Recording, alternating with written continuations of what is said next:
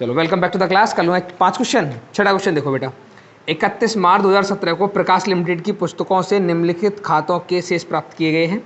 Trial balance दिया हुआ है, प्लांट एंड मशीनरी है, इक्विटी शेयर कैपिटल है, 10 रुपये का एक शेयर है, 25 लाख रुपए की है, गुडविल है, बिल्स रिसीवेबल है, सन्ड्री क्रेडिटर्स हैं, प्रोविजन फॉर टैक्सेशन है, प्रपोज डिविडेंड है, जनरल रिजर्व भी है, 12% का डिवेंचर है, लैंड एंड बिल्डिंग है, investment, debtors, bank loan unsecured है, डिस्काउंट ऑन डिवेंचर है, स्टॉक इन ट्रेड है। आप कंपनी अधिनियम 2013 की अनुसूची 3 के भाग 1 के अनुसार कंपनी की वित्तीय विवरण तैयार आपको करना है। पकड़ो, फाइनेंशियल स्टेटमेंट आपको बनाना है। और क्वेश्चन नंबर कौन सा है? 6 लिखेंगे यहाँ पे फाइनेंशियल स्टेटमेंट मतलब बैलेंस शीट एज ऑन, जो भी डेट दी है वो डेट लिखेंगे यहाँ पे, इन द बुक्स ऑफ, जो बुक्स दिए वो बुक्स लिखेंगे यहाँ पे। इसके बाद में एक फॉर्मेट बना लेना है।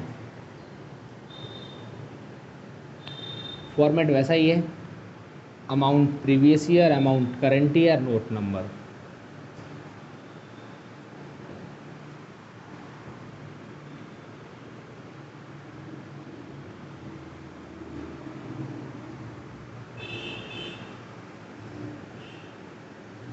ये है note number,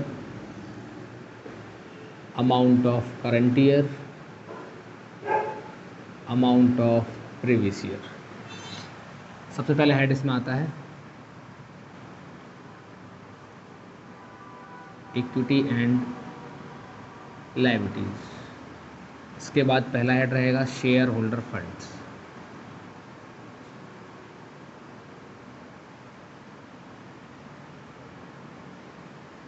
point A share capital. बताओ कितनी शेयर कैपिटल है? 10 रुपये वाले शेयर है 25 लाख रुपए की, तो 2,50,000 इक्विटी शेयर है और एट द रेट ऑफ 10 रुपये का एक शेयर है, तो कितना हो जाएगा ये? 25 लाख रुपए। कोई और शेयर कैपिटल हमको दी नहीं है। इसके बाद बी पॉइंट बनता है रिजर्व एंड सरप्लस का। चेक करो, रिजर्व एंड सरप्लस दिया है क्वेश्चन में, जनरल रिजर्व दिया है क्वेश्चन में। कितने का? 5 लाख। कोई और रिजर्व एंड सरप्लस, कोई P&L की अमाउंट सरप्लस कुछ नहीं है, सरप्लस वगैरह। चलिए अब बनाएंगे, 2 पॉइंट हो गए। अब मनी पेंडिंग अलॉटमेंट ऐसा भी नहीं है, अगेंस्ट वारंट भी नहीं है क्वेश्चन में, तो नंबर 2 पॉइंट बनेगा सीधा इधर। क्या बनेगा? Non current liabilities. अब नॉन करेंट लायबिलिटीज़ अब बनाएंगे तो इसमें, हाँ तो अब यहाँ पे लिख देंगे लॉन्ग टर्म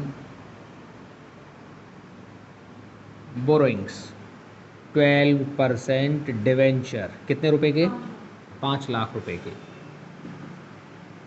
कोई और अनसिक्योर्ड लोन वगैरह है? अनसिक्योर्ड लोन तो लिखेंगे अदर लॉन्ग टर्म लायबिलिटीज।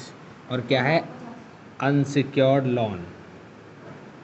2,50,000, 2,50,000 रुपये की। कोई बैंक लोन वगैरह, बैंक ओवरड्राफ्ट वगैरह नहीं है ऐसा कुछ? ठीक है। अब आएगा नंबर 3 पे, इसमें आएंगे करंट लायबिलिटीज़। और करंट लायबिलिटीज़ में हम पहला बना लेते हैं, जैसे यहाँ ए और बी बन गया ऐसे, ये ऐसे यहाँ ए बना लेंगे ट्रेड पेबल। अब ट्रेड पेबल में आती हैं 2 वैल्यू, एक तो आता है क्रेडिटर्स, एक आता है बिल्स पेबल। तो देखो जरा, है क्रेडिटर्स है बस, बिल्स पेबल नहीं है। देखो तो फिर पेबल भी होंगे, अगर रिसीवेबल है तो। नहीं है बिल्स पेबल कहीं पे भी? ठीक है, तो इसमें एक ही वैल्यू आएगी, क्या? क्रेडिटर्स। कितने रुपए का? 2,50,000। इसके बाद आएगा B point other current liabilities. Other current liabilities में आएंगे आउटस्टैंडिंग वगैरह। देखो कहीं पे आउटस्टैंडिंग वगैरह है क्या क्वेश्चन में?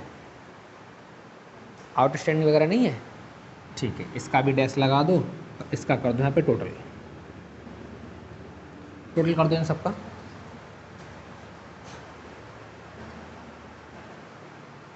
पैंतीस लाख आ रहा है शायद, है कमा रहा है, तो कोई वैल्यू रह गई है फिर। 30, 5 35 और 40, दिखाओ जरा कुछ वैल्यू रही है फिर इसमें। वो तो असेट्स में आएगा। देखो इक्विटी शेयर कैपिटल लिखा है, रिसीवेबल आएगा नहीं, क्रेडिटर्स में लिख दिए प्रोविजन फॉर टैक्स, इसमें प्रोविजन रह गया है ना, अभी प्रोविजन रह गया और प्रपोज डिविडेंड रह गया, ये दो वैल्यू रह गई है ना, लो पकड़ो। अदर करंट लाइबिलिटीज़ में इसको हम बना लेते हैं नंबर 1 नोट, इधर नोट्स ऑफ अकाउंट नंबर 1 आ रहा है अदर करंट लाइबिलिटीज। कौन कौन है? एक तो इसमें प्रपोज डिविडेंड है ना, कितने रुपए का, और दूसरा क्या था? प्रोविजन फॉर टैक्स 1,25,000, दोनों को ऐड कर दो, कितना है दोनों को ऐड करके? 2,62,500, इसको इधर लिखो 2,62,500। अब करो ऐड, सही आ गया कितना? 42,62,500। इसके सामने लिखेंगे यहाँ पे टोटल लाइबिलिटीज।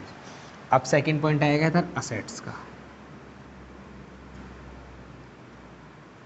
असेट्स में पॉइंट एक आता है पहले, नॉन करंट असेट्स।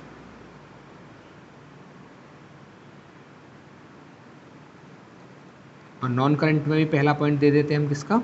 टेंजेबल का है ना। देखो टेंजेबल असेट्स में क्या क्या आता है? बिल्डिंग, फर्नीचर, है ना, प्लांट मशीनरी। तो नोट नंबर बना लेते हैं 2 इसके लिए, और यहाँ लिख देते हैं नोट इंटेंजिबल में आएगा। टेंजेबल असेट्स का बना लिया नोट नंबर 2। बताओ क्या क्या है? एक तो प्लांट एंड मशीनरी, कितने रुपया? 20 लाख। लैंड एंड बिल्डिंग भी है,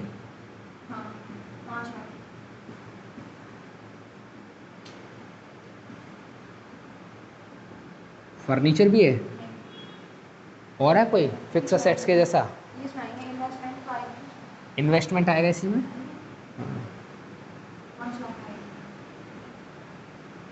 वैसे तो ऐसे आता है ये अदर नॉन करंट असेट्स में आता है ना, तो लेकिन मैंने चलो हटा देता हूँ उसके यहाँ से। इसको बता दो कितना हो गया? 25 लाख। इसको यहाँ लिख देते हैं 25 लाख।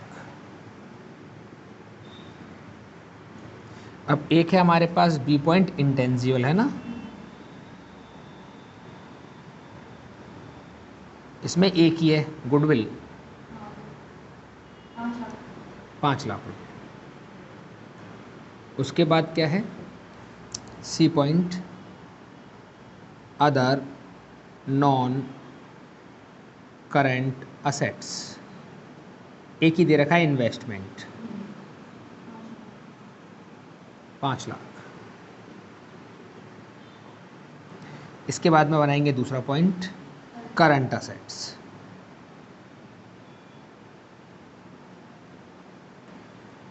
अब करंट असेट्स में वैल्यू एक बार में लिख देंगे पूरी, या अलग अलग लिख सकते हैं। अलग अलग लिख लो। पॉइंट ए स्टॉक, कितना स्टॉक है? 2,50,000, ये अदर में आएंगे। बी पॉइंट आएगा ट्रेड रिसीवेबल, इसके लिए हेड बनाना पड़ेगा। तीसरा पॉइंट यहाँ लिख लेते हैं ट्रेड रिसीवेबल, से 2 वैल्यू होती है ना, ट्रेड रिसीवेबल। एक तो होता है इसमें डेटर्स, कितना रुपया? और एक होता है इसमें बिल्स रिसीवेबल 1,25,000। टोटल में कितना होगा? 5 लाख रुपया। यहाँ लिख दो 5 लाख। अब इसके बाद में आएगा प्रीपेड वगैरह तो नहीं है क्वेश्चन में। नंबर 3 पॉइंट वाला लेता हूँ, अदर करंट असेट्स। इसमें क्या है? डिस्काउंट ऑन डिवेंचर कितना रुपया?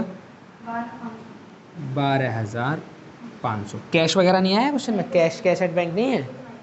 चलो तो टोटल कर दो इसको, सबको आ गया 42,62,500। और ये बन गया हमारे पास टोटल असेट्स। बताओ, बात आ गई समझ में? आसान है क्वेश्चन? ठीक, करो फटाफट से, फिर अगला देखो क्या है।